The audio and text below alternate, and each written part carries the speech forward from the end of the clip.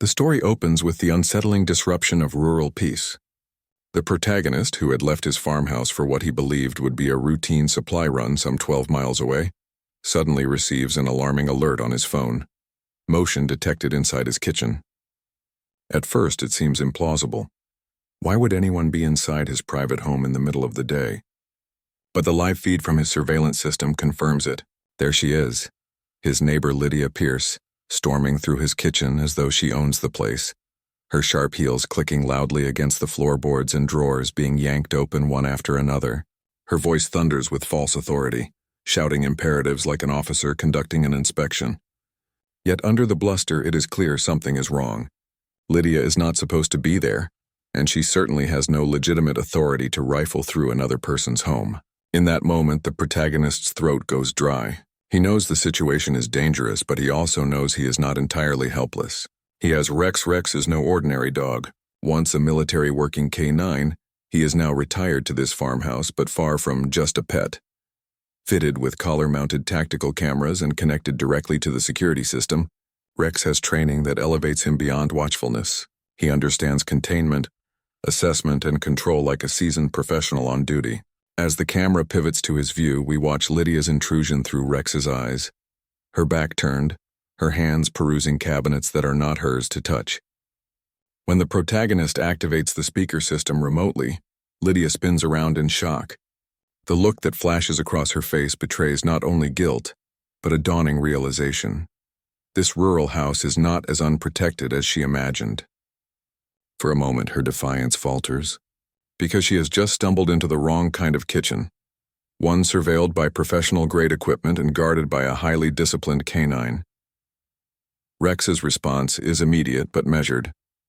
His years of experience in military service guide him seamlessly into containment mode. He shifts from casual rest to focused vigilance like a soldier snapping to attention. Ears pricked forward, body weight redistributing into alert positioning, Rex becomes the still, steady force at the center of the storm. Importantly, he does not snarl or lunge. He exhibits none of the reckless aggression associated with guard dogs.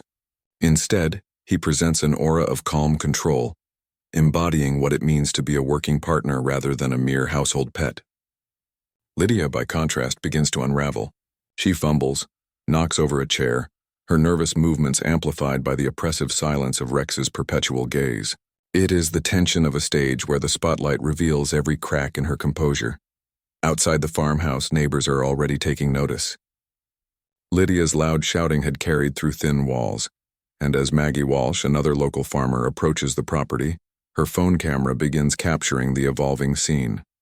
What started as a private intrusion is quickly transforming into a public spectacle. Evidence streams live through multiple channels. Rex's tactical cameras sending secured feeds, Maggie's phone broadcasting to curious neighbors, and even the protagonist maintaining remote voice presence over the intercom system. In essence, Rex is not merely protecting a kitchen, he is reinforcing a digital fortress of accountability. Lydia is documented from every angle, trapped in a situation where her excuses hold less and less weight. Rex, meanwhile, operates under trained protocol. The security system recognizes his activation of containment mode, automatically locking the farmhouse doors with a muted click. Lydia hears that click and startles, suddenly realizing she is sealed inside with a silent enforcer who does not respond to lies. She tries the handle, finds it locked, then turns back, breathing faster, her eyes darting around in search of exit strategies. But Rex has anticipated every route, his positioning giving him visual lines to every door and window. He does not need to move aggressively. His stillness alone communicates mastery of the space. The balance has flipped entirely. Though the protagonist is miles away, Rex ensures complete tactical advantage. The true dramatic irony emerges when Lydia attempts to salvage her authority with a laughable performance. She claims to be conducting an emergency agricultural inspection. These words, delivered nervously to a dog, illustrate her desperation. Rex, of course, does not respond, not to flattery, not to bureaucratic jargon, not even to commands from civilians. He tilts his head slightly, that subtle gesture trained into him to signal analysis.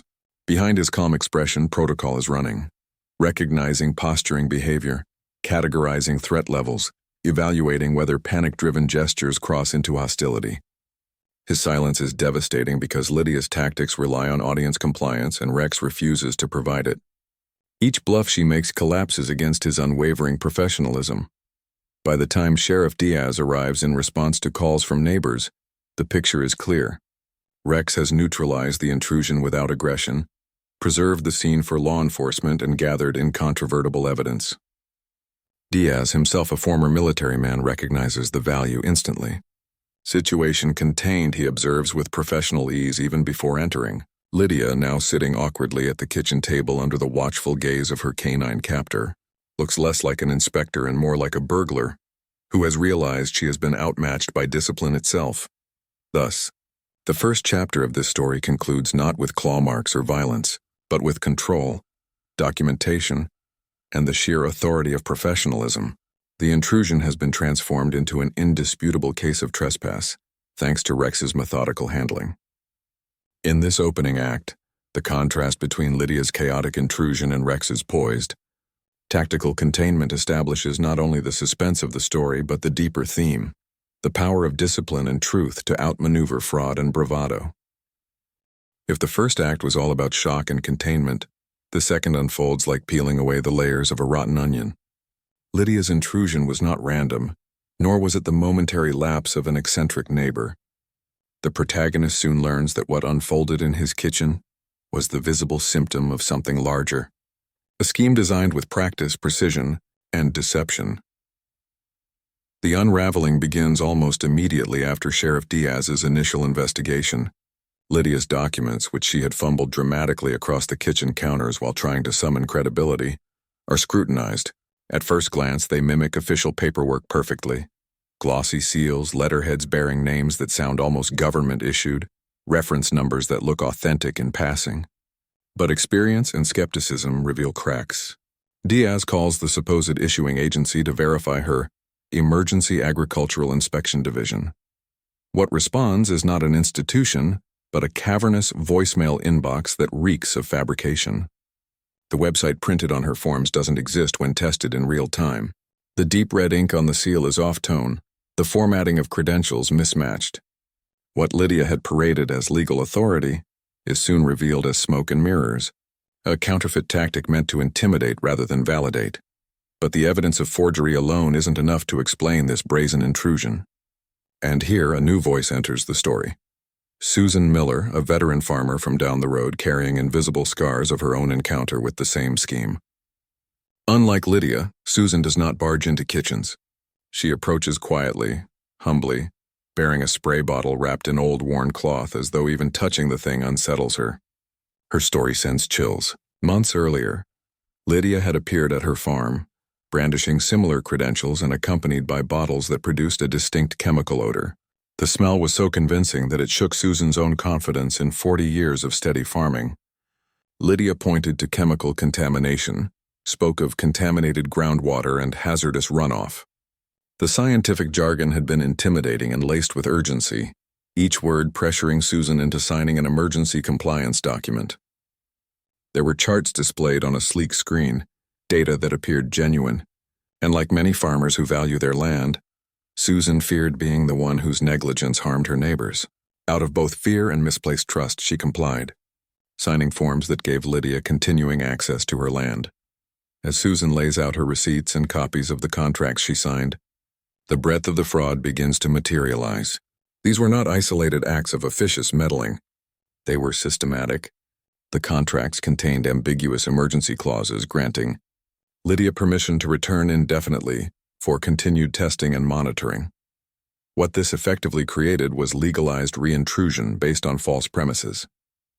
Worse still, it preyed upon the vulnerabilities of elderly farmers, the demographic least likely to challenge paperwork dressed up in official jargon. Here is where Rex's role expands from mere sentinel to investigator. His training in scent detection provides a keener sense than human eyes ever could. The spray bottle Susan carries is placed on the farmhouse porch for assessment. With a professional snap to command, Rex begins to sniff steadily, systematically mapping the chemical presence. His response is immediate. A sit alert, a trained signal that something unnatural has been detected. Tested further around the perimeter of the property, Rex identifies identical chemical residues in areas Lydia had moved on her intrusion night. This is no coincidence, these chemical contamination signatures are not organic farming byproducts, but artificial concoctions designed to trick the inexperienced, nose and trigger panic. When Rex's detection logs are examined, the discovery deepens. Multiple farms across the district show traces of these same artificial compounds. Each chemical trail precedes an inspection claim from Lydia's so-called company, timed with near-mechanical consistency, 24 to 48 hours after deployment. This pattern reveals coordination, not improvisation. Lydia had perfected a formula for staged emergencies. Apply chemical signature, arrive with fraudulent papers, prey on fear, extract money and control. It is both intricate and cruel, manipulating not just resources but trust. Weaponizing the goodwill of a rural community, trained to respect authority and neighborly warnings. The protagonist, together with Rex and Susan, see clearly now. The events in the kitchen were never about property lines or neighborly disputes. They were about fraud reaching far beyond one home. Each discovery converts suspicion into systematic accusation. The fraudulent documentation, paired with Rex's chemical detections and Susan's testimony, combine into undeniable evidence. Technology, training, and lived farming experience weave together a net capable of catching the scam Lydia had been weaving into the community. Yet the realization also carries a darker undertone. If the operation was this organized, what other farmers had already been targeted? How many trusted the phony credentials and relinquished rights or money out of fear? Lydia was not improvising in that kitchen. She was executing a rehearsed act she had likely performed many times before. The discovery transforms dread into determination. The community is not dealing with eccentric paranoia, but with a predator disguised in official paper. And central to unraveling this truth is Rex, whose working nose turns invisible schemes into concrete evidence. Thus, the second act is less about confrontation and more about exposure. The fraud has been uncovered, its structure revealed. Counterfeit documents, staged contamination, and systematic pressure targeted at unsuspecting neighbors. With Susan's painful testimony and Rex's tactical detections, the protagonist sees the contours of something far larger than a trespass. It is the architecture of organized agricultural fraud. The seed of resistance has been planted, armed now not just with suspicion but with proof. The exposure of Lydia's fraud should have been the end of her schemes, but what follows demonstrates a truth as old as conflict itself. Facts alone rarely silence a determined liar. If the second act had revealed the mechanics of her ploy, the third shows her counterattack, waged not with forged documents or chemicals, but with a weapon far more insidious: propaganda. It begins with flyers. One morning, the protagonist wakes to find crudely stapled papers decorating fence posts and mailboxes throughout the district. The bold red words scream their accusation. Dangerous military attack. Dog threatens agricultural safety. The image is unmistakable. Rex, caught mid-alert on camera, his tactical collar circled in thick black ink with the single word "weapon" scrawled beside it. Lydia has pivoted. If she cannot maintain the role of official inspector, she will instead cast herself as a whistleblower, exposing supposed threats within the community. What she could not achieve through fraudulent authority, she now pursues through fear. The smear campaign spreads with unsettling efficiency. At the farm supply store, whispers ripple between aisles. Military dogs are trained to kill, not to guard grain silos. Parents begin steering their children away from Rex during evening patrols.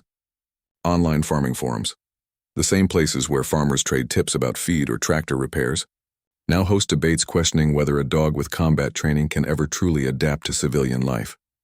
Misinformation flourishes, tangled with half-truths and sprinkled with enough pseudo-technical jargon to sound convincing.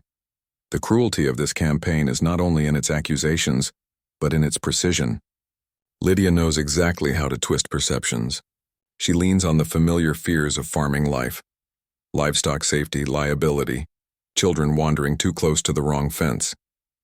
One fabricated phrase repeated across multiple platforms anchors the fear. Attack dogs don't distinguish between inspectors and innocents. Suddenly, Rex's years of discipline, training, and professional service are not seen as a strength but as the very reason to distrust him. The more he demonstrates perfect precision, the more sinister Lydia portrays it. Robotic obedience equals dangerous unpredictability.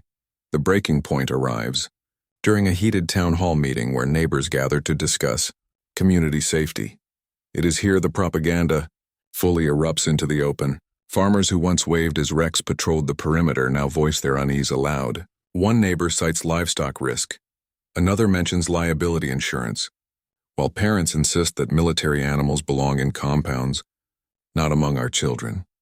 The words sting not because they are accurate, but because they represent erosion of trust that months of honesty had built.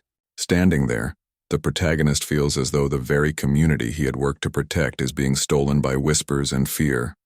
Rex, ever steady, sits beside him in perfect composure. Every command is followed precisely. His eyes remain calm and focused, but none of that matters once perception has been poisoned. Lydia throws fuel on the flames with her own speech at the town hall. She delivers it like a practiced performance, her voice carrying false authority. Weaponized animals are conducting unauthorized operations in this agricultural district. Who authorized him to keep a combat-trained dog on civilian land? In that moment, fear mutates into attempted legality. Her propaganda is no longer about turning neighbors against Rex emotionally, but about codifying his very presence as unlawful. The campaign also becomes personal. Edited videos begin circulating on forums, clips of Rex lunging but carefully stripped of the accompanying voice commands that reveal it as part of his controlled training.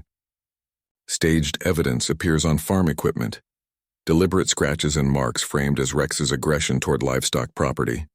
Even this is enough for officials already skeptical, forcing animal control to conduct an evaluation. To anyone present, Rex behaves impeccably, responding to every order with textbook precision: track, indicate, hold, down. No growls, no erratic movements. But perception has already been bent, and his flawless behavior is interpreted as cold menace rather than proof of discipline. The effect on Rex is subtle, but devastating. For him, military training has always equated discipline with purpose. Now that very discipline earns only suspicion and fear. Children he once reassured with steady glances now avoid him, turning their parents' warnings into whispers of distrust. His enthusiasm for daily patrol diminishes, his tail lower than before, his once proud silhouette faintly dimmed by confusion. In his own way, Rex feels the rejection. Trained though he is for war zones, no lessons prepared him for being distrusted by those he was trying to protect. The protagonist grapples with the weight of both anger and despair. Every fiber of his being knows the truth, that propaganda is paper-thin in the face of evidence that Rex has harmed no one, that Lydia is orchestrating psychological warfare to dismantle the one barrier she cannot corrupt. But truth and facts move slowly, while fear gallops unstoppably through gossip and paranoia. The growing hostility distorts daily life. At the supply store, colleagues mutter accusations. In the mornings, hostile flyers replace friendly greetings. By evening, neighbors glance sideways at the once trusted K9, muttering "attack dog" under their breath. Ultimately, Part 3 ends on a bleak irony. Rex, the very embodiment of controlled loyalty, is condemned by the precision of his training, twisted into evidence of aggression by those who understand only fear. Lydia's fraudulent authority is weakened, but her propaganda manages something more corrosive. It isolates the protagonist and his partner from their community. Misinformation blooms like weeds across fertile ground, forcing both man and dog into an unexpected battle, not for physical safety, but for reputation and trust. And in many ways, this war of perception proves more difficult than the initial intrusion. Every story of deception has its breaking point, and Lydia's campaign of fear was no exception. What had started as whispered rumor and doctored flyers soon collided with the hard steel of evidence. For weeks, Lydia reveled in her success at isolating Rex and his partner from the community, painting them as symbols of danger and instability. But propaganda, no matter how entrenched, trembles when confronted by undeniable proof. The turning point came when federal investigators entered the picture, bringing with them both authority and a hunger for facts. The shift began quietly. Agricultural investigators, already alerted by Sheriff Diaz's reports, requested a demonstration of Rex's detection capabilities. For once, the situation would not be debated by gossiping neighbors or shouted down at a town hall meeting. It would be assessed under controlled, professional scrutiny.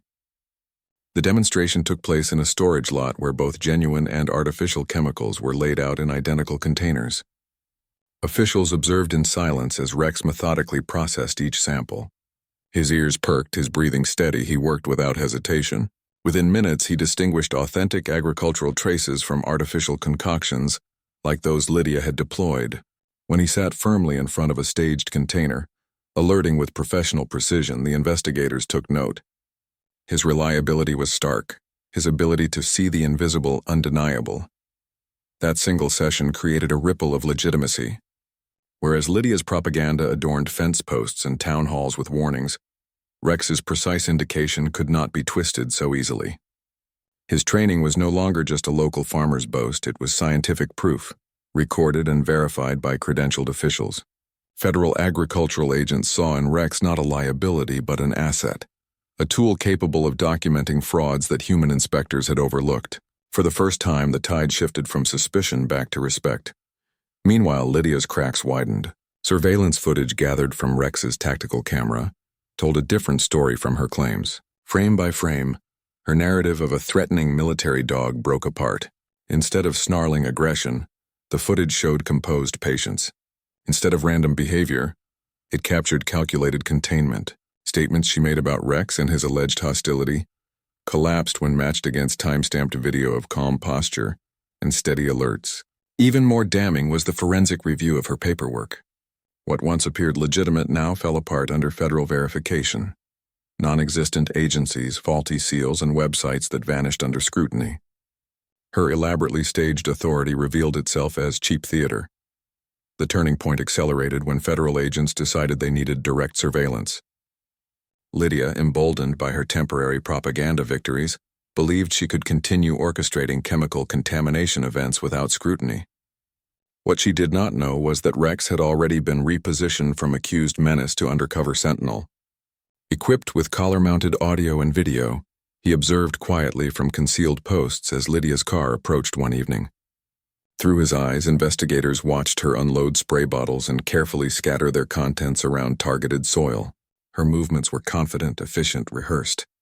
The signature of someone who had staged similar emergencies elsewhere.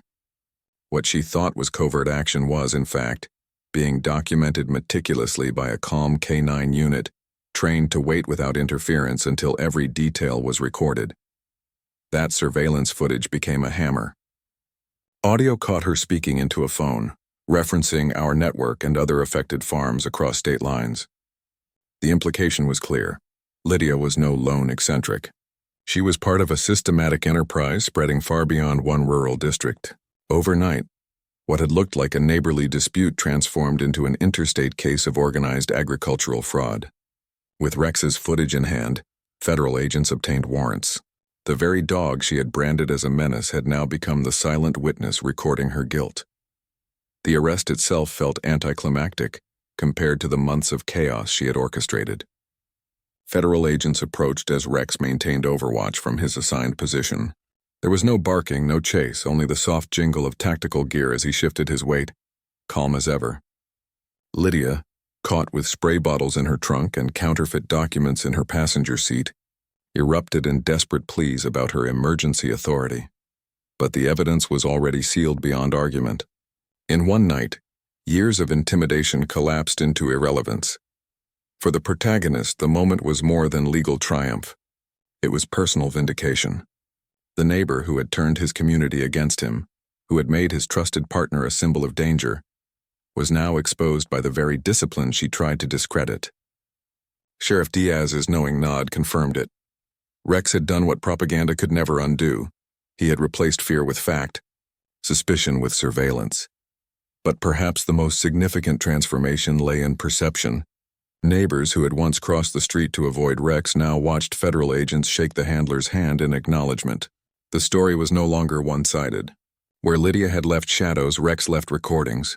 Where Lydia had pinned lies to bulletin boards, Rex had provided evidence to courtrooms. The balance of moral authority shifted completely. The turning point was not merely Lydia's arrest.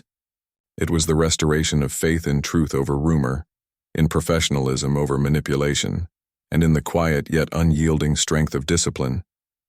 The investigation had leapt from a kitchen intrusion to a federal stage, all carried on the back of one working dog who refused to be shaken by propaganda. Lydia sought to discredit him as a weapon, but in the end, he became a cornerstone of justice. The arrest of Lydia Pierce felt like the long-awaited crack of thunder after months of heavy oppressive clouds. For so long her lies had slithered unchecked, poisoning community trust and portraying Rex, an animal built on professionalism and loyalty, as a weaponized menace. But once federal agents pulled her operation apart piece by piece, the air changed. Suddenly, Rex's discipline was not a source of fear.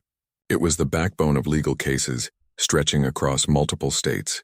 The dog accused of being dangerous had, in fact, neutralized danger itself. Federal court proceedings unfolded with methodical precision.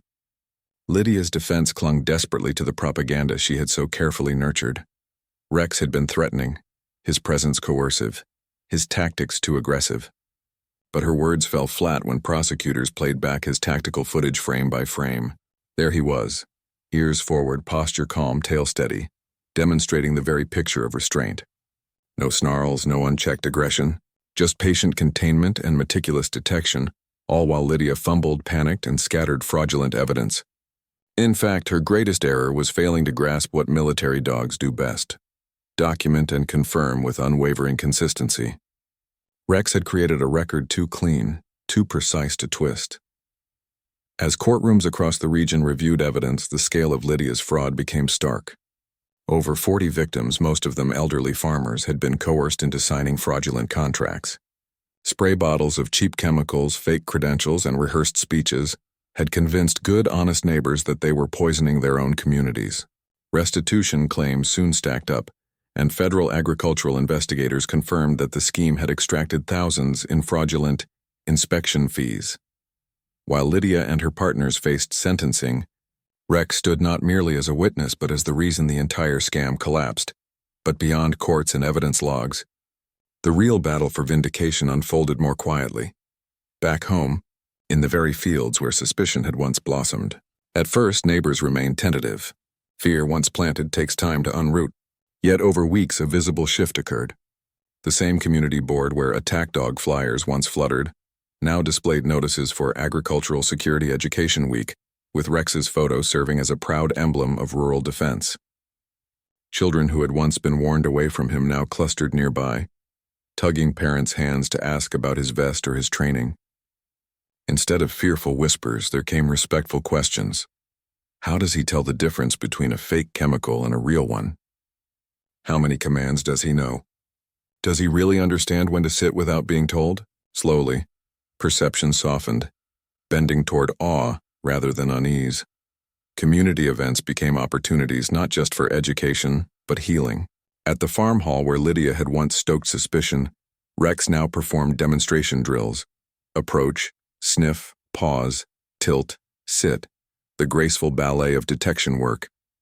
Children clapped when he sat in perfect form before a planted sample, parents nodding with visible relief at his obvious restraint and control. Sheriff Diaz, once forced to balance local superstition with professional knowledge, now introduced Rex as our model of agricultural security.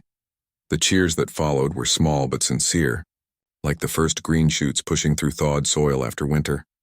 Recognition extended beyond the town. Federal agencies issued Rex an official vest marking him as an agricultural security K9, a distinction unheard of in most farming districts. No longer just a retired military unit, he had found a second career as protector of rural communities. Alongside his handler, he became a living reminder of what training, trust, and partnership could achieve when paired with persistence. The local press covered his story, framing him not as an attack dog but as a working ally whose nose had saved families from systematic fraud. Headlines shifted from suspicion to triumph, the narrative firmly rewritten. The protagonist, too, felt the shift most keenly in the small, everyday moments. Neighbors who had once avoided him now waved as he and Rex passed on evening patrol. Maggie Walsh, who had broadcast the first chaotic videos of Lydia's intrusion, now posted updates celebrating Rex's recognition, her captions transforming from sassy commentary to prideful community pride. Even Susan Miller, the once shaken farmer who had doubted her own senses, found renewed confidence speaking publicly about how fraud had exploited her. If not for that K9 unit, I'd still be questioning my own worth as a farmer, she told a crowd, her trembling voice reinforcing the truth. Rex's work was about restoring dignity as much as uncovering fraud. What marked the true close of the ordeal, however, was not the applause of ceremonies or the weight of official vests. It was the quiet evening when the protagonist and Rex walked their perimeter, and for the first time in months, no hostile flyers glared back at them. Instead, the sound of distant laughter drifted from children chasing fireflies near Maggie's fence, no parent calling them back in fear of an attack dog. Rex paused, ears twitching at the noise, tail swishing once, slow, deliberate, content. For a dog trained for battlefields, acceptance by a peaceful community carried its own special kind of victory. Lydia's name would eventually become a cautionary tale scribbled into legal case studies about fraudulent agricultural inspections. Rex's story, however, grew into something larger, a blueprint for protecting vulnerable rural districts from exploitation. Federal agencies began drafting new codes requiring working canine verification before emergency chemical inspections could be authorized, a reform seeded by one farmhouse in one quiet community. In the end, Rex had not only shielded his partner's kitchen from trespass but helped redefine rural readiness against fraud. And so the saga concluded as it began, on the farmhouse porch, where responsibility and vigilance feel as natural as breathing. The difference now was that suspicion had dissolved into trust, fear into admiration. For the protagonist, vindication was never about proving neighbors wrong, but about proving Rex right, that discipline, loyalty, and truth will always outlast deception. For Rex, the greatest reward was simple, a restored bond with the community he had always meant to protect. Under the sunset, his chest rose steady, eyes bright, tail lifting again when the neighbors waved. Mission complete.